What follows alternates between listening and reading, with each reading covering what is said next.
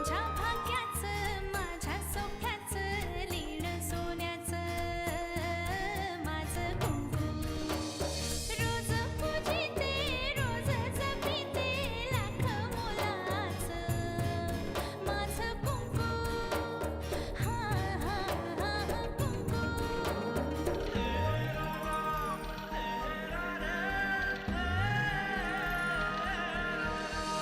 मन माझे घर झाले त्याचे मोर स्वप्नांचा दारी नाचे शब्द त्याचे अमृताचे स्पर्श त्याचे चांदण्याचे त्याच्या श्वासाचे त्याच्या डोळ्याचे गुज सांगते माझं कुंकू हा हा हा कुंकू हा हा हा कुंकू तू पहिल्यांदा आमच्या घरी येतेस आणि तेही अगदी योग्य वेळी आलीये. अहिल्या, मला वाटतं मी चुकीच्या वेळी आली. आपकी नजरों ने समझा प्यार के काबिल मुझे ताल धिनक धिन धिनला अंगी गोपी भिजल्या हरच्या रंगी थोड्याच दिवसात तीर्थयात्रेला जाणार आहे.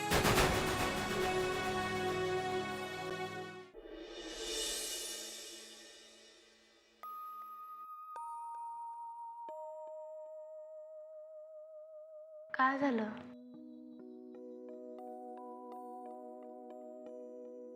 आत्याबाईंना तीर्थयात्रेला जायचंय तर त्यात एवढं काय बिघडलं? एरवी 24 तास त्यांचं देवदेव चालूच असतं ना. वाटलं असेल देवाची भक्ती करायला जावं म्हणून. जानकी, ह्या घराला आत्याबाईंची सगळ्यात जास्त गरज आहे. मला कळतच नाहीये की तिच्या डोक्यात हे अचानक तीर्थयात्रेचं खूळ आलं कुठून. खूळ काय म्हणतात? मला तर वाटतं की देवाचं नाव घेणं ही आत्याबाईंच्या जगण्याची गरज आहे. जानकी, तिचं या घरात राहणं, तिचं असणं ही माझ्या जगण्याची गरज आहे. तिच्याशिवाय या घराची कल्पनाच करू शकत नाही मी. अहो, त्यांच्या आनंदावर का विरजण घालताय? आज कितीतरी दिवसांनी त्यांनी स्वतःसाठी काहीतरी मागितलंय. त्यांचा विरस नका करू. जानकी, माझा तिच्या तीर्थयात्रेला विरोध नाहीये. फक्त ती ज्या पद्धतीने ती करायची म्हणते त्याला विरोध आहे. मला सांगितलं असतं तर मी एखाद्या ट्रॅव्हल एजंटला गाठून सगळी व्यवस्था केली असती. छानपैकी विमानाने गेली असती, विमानाने पटकन परतही आली असती. तुम्हाला लहानाचं मोठं करता करता त्यांचं सगळं आयुष्य गेलंय. आता तरी त्यांना त्यांच्या मनाप्रमाणे जगू द्या. नाही जानकी, तू जे काही सांगतेस ते मला काही झेपत नाहीये. मला जरा विचार करायला हवा. आलो. अहो, कुठे चाललात?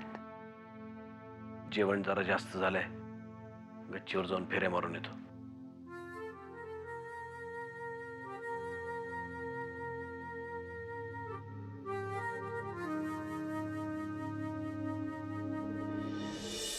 मला एक कळत नाहीये, तू काय एवढी काळजी करतेस? तू डिवोर्ससाठी अप्लाय केलंयस ना? मी केलंय ग, पण मला वाटत नाही माझा नवरा एवढा सहजासहजी पेपर्सवर सह्या करेल.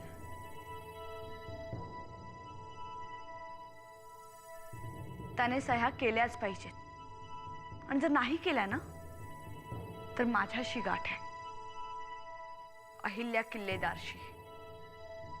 हे बघ, काही झालं ना तरी ही वेळ येऊ द्यायची नाहीये मला. खरं तर मला आश्चर्य काकांचं वाटतंय. त्यांनी तुला अशी वाऱ्यावर सोडलीच का? मला सांग, यात त्यांचा काय दोष? सारखे सांगत होते मला, नको लग्न करूस त्या माणसाशी, नंतर पस्तावशील. पण प्रेमात पडलेल्या प्रत्येक मुलीला आपला बाप हा शत्रूच वाटतो. माझंही तसंच झालं. आणि त्यांनी म्हटल्याप्रमाणे आज मी पस्तावते. राधा, राधा, हे बघ, तू अजिबात काळजी करू नकोस. कोणीही नसलं ना तरी मी सतत तुझ्या पाठीशी. मला माहिती आहे अहिल्या, आणि मी तुझे आभार कसे मानू मला कळत नाहीये. पण अहिल्या, खरंच you have a rocking family. मला खरंच तुझा हेवा वाटतो. एक मिनिट, आज जे चित्र पाहिलंस त्यावरून जर का तू हे म्हणत असशील ना, ते तर आमच्या आई ग, झोपायची वेळ झाली. काय हे जिजू, निघतच होते मी. उगाच जांभई देऊन मला गेट आउट म्हणायचं टाळलं तुम्ही. माझ्या जांबाईचा काही विचित्र अर्थ काढू नकोस, पण मला खरं खरं झोप आली आहे, बाकी काही नाही. Anyway, good night. Good night. नाही.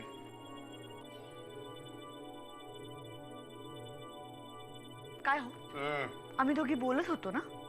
मग एवढं चिडायला काय आलंय? मी काय चिकटपट्टी धरली होती तुमचं तोंडावर का काय केलं होतं? पण एक गोष्ट बरी झाली अहिल्या, आता तुझी बडबड बडबड बडबड ऐकायला घरात तुला तुझा हक्काचा एक माणूस मिळालाय. म्हणजे आता मला माझ्या कानात बोळे घालून बसायला नको, हो की नाही? अडलंय माझं खेटर. मला काय करायचं तुमच्याशी बोलायचं? आय आय ग.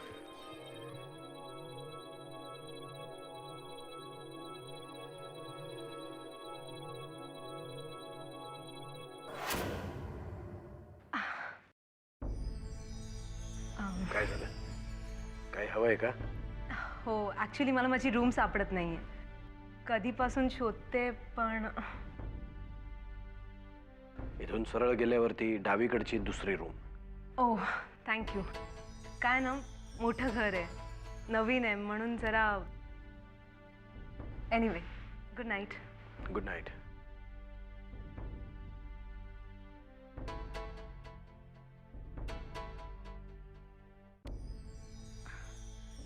आणि हो, तुमचं अभिनंदन. माझं का? फार छान गाणं गायलात तुम्ही. शिवाय त्या गाण्याला एक अर्थ होता. तुमची बायको खूप लकी आहे. यात लकी काय? प्रेयसी आणि बायकोला बघून गाणं म्हणणारे हिरो मी फक्त सिनेमात पाहिले होते. आज प्रत्यक्षात पाहायला मिळाला. Anyway, good night. Good night.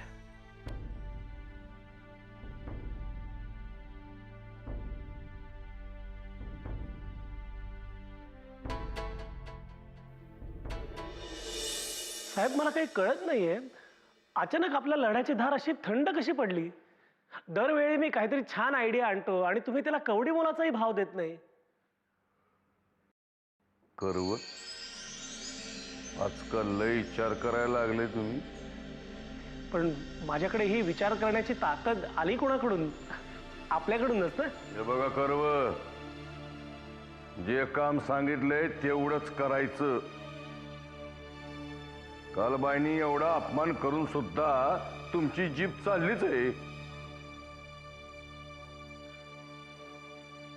काय जना काका, कुठली नवी थिअरी समजवतोस कर्व्यांना? थिअरी करवलं नाही, तुला समजवायची. हे बघा आर्यन बाबा, करव, चल निघा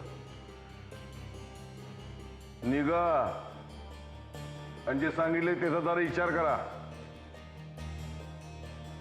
निघा निघा.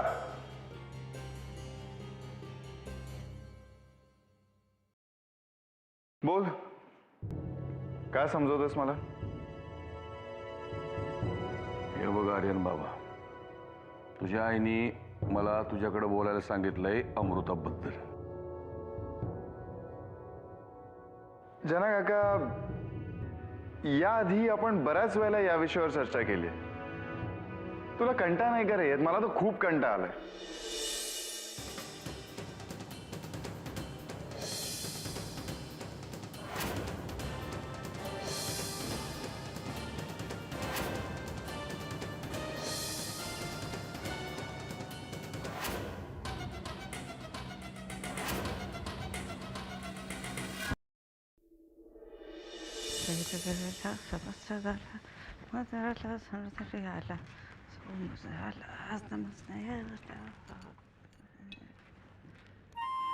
Good morning.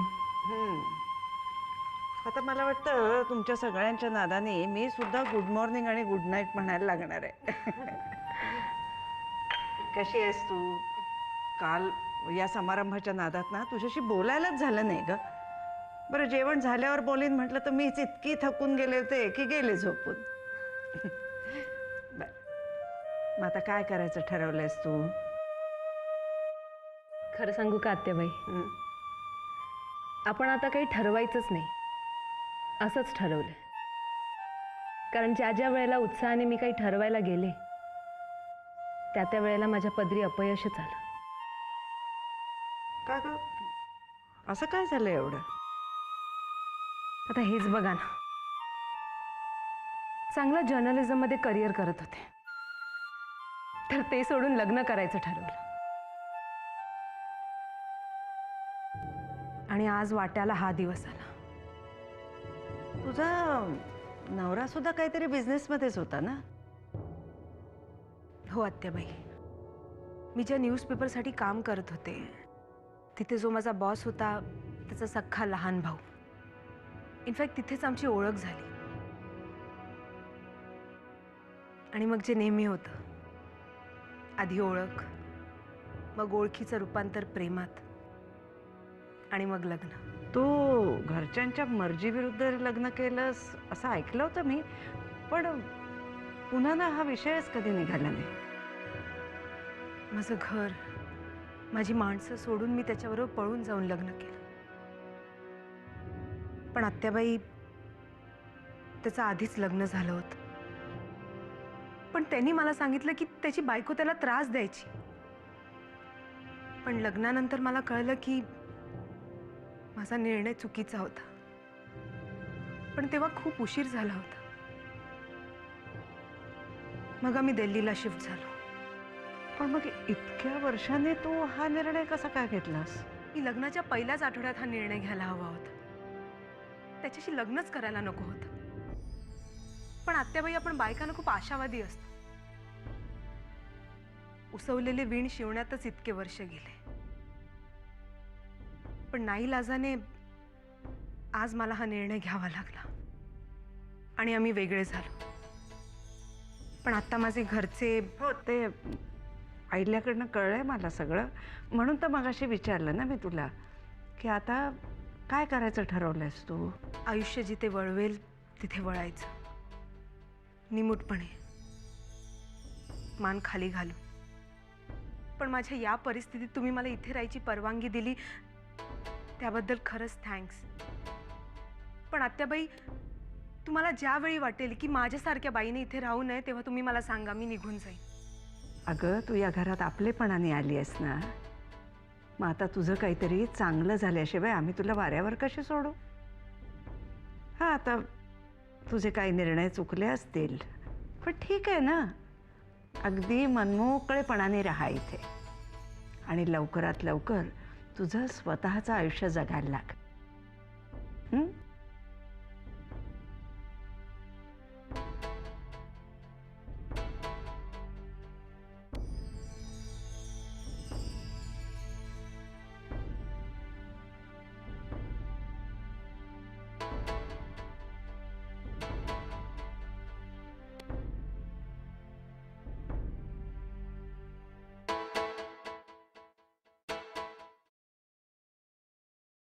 या वाकणेस, या. काल एकदम धमाल उडवलीत तुम्ही. हं? साहेब, आता तुमचा आदेश होता म्हटल्यानंतर ते करणं भागच होतं मला. बरं झालं वाकणेस. हे बघा, या फाईल्स आहेत दूध महासंघ आणि आपल्या इथल्या पतपेढ्यांच्या. मी बघितल्या आहेत, पण जरा एकदा तुम्ही सुद्धा नजर टाका त्यावर. आणि काय चाललंय रमावतीला? हां, कार्यकर्ते काय करतायत, कामं करतायत का नाही बघा जरा. पुढल्या आठवड्यात रिपोर्ट द्या मला. हो साहेब, आठवड्याभरात रिपोर्ट देतो. साहेब, आणखी एका विषयावर बोलायचं होतं तुमच्याशी. मला माहिती आहे तुम्हाला कुठल्या विषयावर बोलायचं आहे, पण मला त्या विषयावर बोलण्यात इंटरेस्ट वाटत नाही. साहेब, आज परशु शेठना कोर्टामध्ये हजर करणार आहेत. तुम्ही म्हणत असाल तर मी. काही गरज नाही आहे. त्यापेक्षा आत्ता जे काम सांगितलं ते जास्त महत्त्वाचं आहे. साहेब, असं म्हणून चालणार नाही. अहो, झाडून सगळा मीडिया तिथे हजर असेल. वाकनीस, बाहेर मला भेटायला कोणी आलंय का? रमावतीहून काही लोक येणार होते. हो, प्राथमिक शाळांच्या शिक्षकांचं शिष्टमंडळ आलंय. काय म्हणणं आहे त्यांचं? काही नाही, अभिनंदन करायला आलेत ते. का? तुम्ही राबवलेल्या शैक्षणिक पॅटर्नमुळे बराच चांगला बदल झाला असं त्यांचं म्हणणं आहे. चला भेटूयात ना. हां. नाही तर असं करा वाकनीस, तुम्ही जा कोर्टात. दिवसभरात काय होतंय ते सांगा मला. काही अडचण आलीच तर ॲडव्होकेट कानेटकर असतीलच तुमच्यासोबत. हो, सांगा मला. ठीक आहे सर. वा पुढे.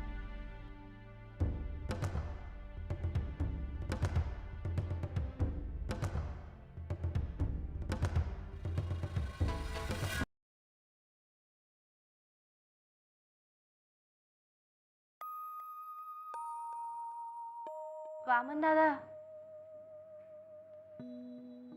वामन दादा, चहा. मॉर्निंग. इकडे का झोपलात? आमच्या खोलीत भरत भेटीचा सीन चाललाय ना.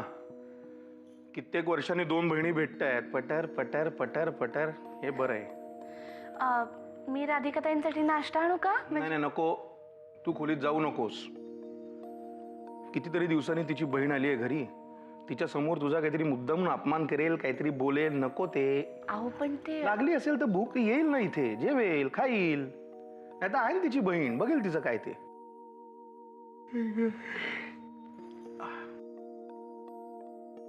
तुम्हाला राधिकाताईंचे इकडे येणं एवढं आवडलेलं दिसत नाहीये. नाही नाही, असं काही नाहीये. खरं सांगू का, ही जी राधिका आहे ना, हीच मला फारशी आवडत नाही. आणि आता तू मला उगाच किल्ली देऊ नकोस. फार जिव्हाळ्याचा विषय आहे माझा. बोलत बसलो तर दुपार टळेल. आणि तुम्ही रमावतीला जाणार होता, त्याचं काय आलं? आज नाही जातोत, उद्या जातोय. आज सगळेच जण पेंगुळले. हा. सुमित्राचं काय? सुमिताई पण माझ्या बरोबर येते. काही दिवस तिकडेच राहील. गुड. आणि हा निर्णय घेणारा आपल्या घरातला सुजाण नागरिक कोण आहे? मी. गेले काही दिवस सुमित्राला त्या सॅनिटोरियम मध्ये डंप करून आपण काही घडलंच नाही असे जगत होतो. Anyway, I am proud of you. आता अशीच किचन मध्ये जा आणि कालचा केक उरला असेल तर घेऊन ये, मला खायचा आहे आता. सकाळी केक? त्याला काय झालं? देवाचं नाव घ्यायला आणि केक खायला सगळ्या वेळा चांगल्याच असतात. आणि आईला त्यांनी पाहिलं तर काय होणार आहे? वाघ म्हणलं तरी खातो, वाघोबा म्हणलं तरी खातो. केकच खाऊया ना.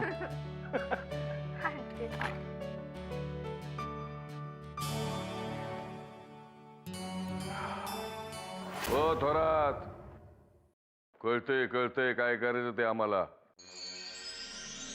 करवा आलं होतं, त्याला समजा सांगितले. हा, यावा आता फोन. ना काल एवढ्या रात्री कर्वे का आला होता? हे प्रेसचं काम होतं. अरे वा, आजकाल प्रेसच्या कामात बराच इंटरेस्ट घ्यायला लागलायस तू. खरं सांग ना, तू आणि कर्वे मिळून काय खिचडी पकवताय? तसं काय नाही ग. मी कोण आहे खिचडी पकवणारा? पण एक मात्र खरं, बरेच दिवस झाले तू शांत आहेस. या नरशिंहावर तुझ्याकडून काय वार केला गेला नाही असं तर नाही ना? आर्यन बाबा जी त्यांच्या घराशी सोयरी करू पाहतोय, त्याला तुझा पाठिंबा आहे. काहीतरी बोलू नकोस. मी तुला सांगितलं होतं ना आर्यनशी बोलायला, बोललास तू? सना त्याच्या डोक्यातनं एक खूळ काढून टाकायला हवंय. बघू.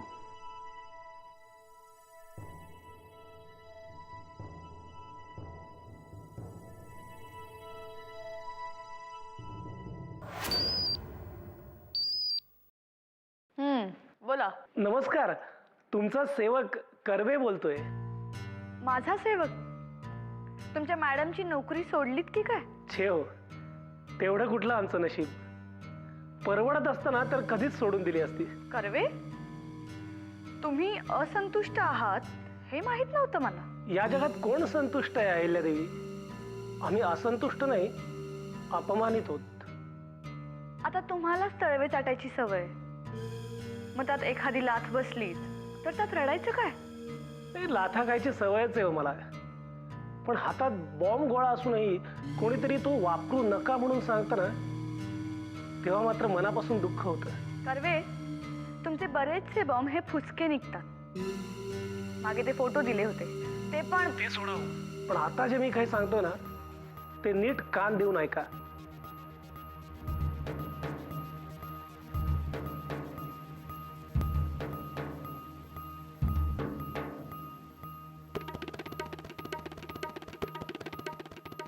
ठीक आहे, मी बघते काय करायचं ते.